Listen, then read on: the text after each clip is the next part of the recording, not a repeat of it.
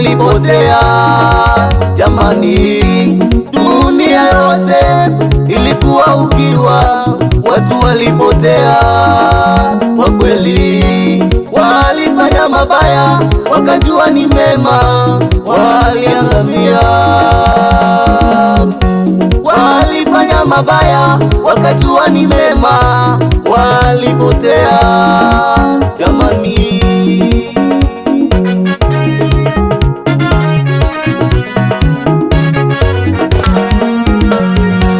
ndipo Bwana Mungu akashuka aone jinsi walivyopotea. Ndipo Bwana Mungu akashuka aone jinsi wanavyoonewa. Jamani, akatuma ujumbe wa manabii akisema atazaliwa mkombozi. Akatuma ujumbe wa manabii akisema atazaliwa mkombozi,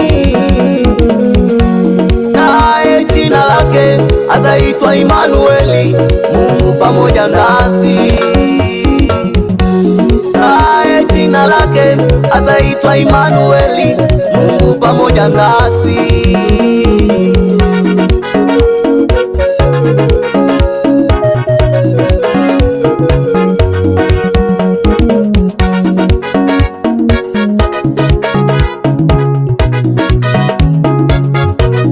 Waliovunjika moyo, yeye ni mshauri wa milele. Huyu ndiye Yesu mwenye nguvu, jina la Daudi, huyu ndiye Yesu mkombozi wetu, mwenye nguvu nyingi, atupae amani.